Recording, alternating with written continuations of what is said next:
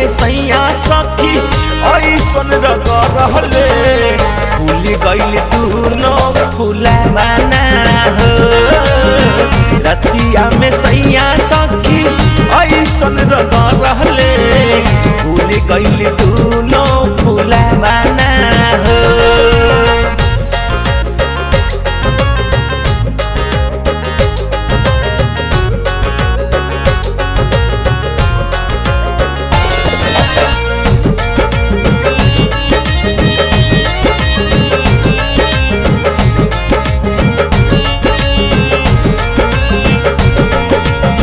बुझले न राजा जी मोर परेशानी नसे नसे तूर देले चाट के जवानी।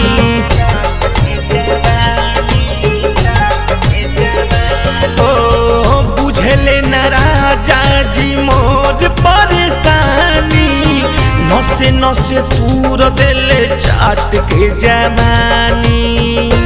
कतनो कैनी नाना नाना भइल रहुवे दीवाना नहीं मनले सजान लुटली हाले खजाना जबरी फार देले से जके बिछावाना हो।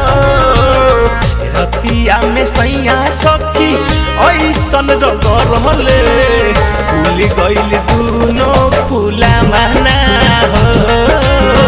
रतिया में सैया सखी ऐसन रहले भूल गइल दूनो फुलावाना हो।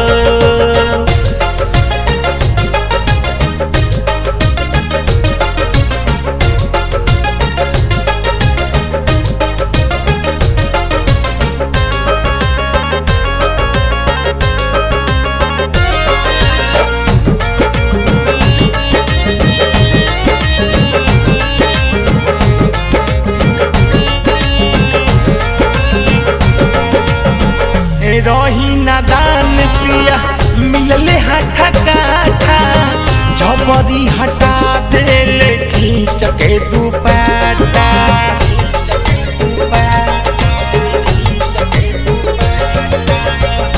रही नादान पिया मिलले हाथा काठा जबरी हटा देले खींच के दुपट्टा। कतनो आना कानी कैनी जाके पलंग तालू कैनी तो पल सहे जाली थाती सखी राते हम गवैनी तब खेल ले बूझ के खेला मना हो।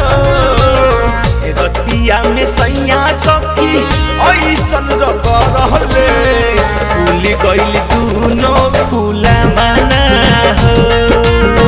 रतिया में राजा धके ऐसन रहले भूल गइल दूनो फुलावाना हो।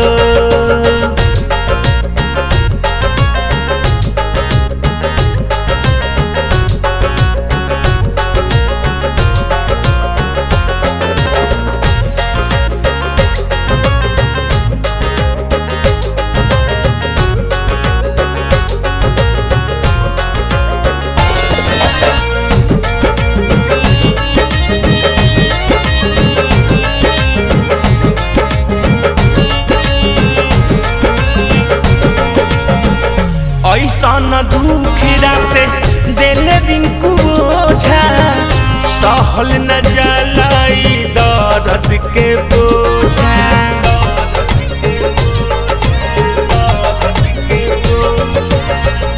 ऐसन दुख राते देले रिंकू ओझा सहल न जलाई दर्द के बोझा। पतिया सोनू से बताई कतनो मांगी हम दवाई नंदन जादव भीरी जायू पेंदर कोमर दो दवाई। राजू बुझे लेना तनी हमर भावना हो।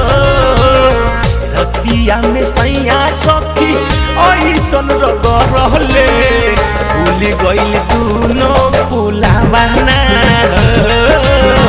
रतिया में सैया सखी ऐसन रहले भूल गइल दूनो फुलावाना हो। कतनो पीही हरदी दूध मनमा रहेला बे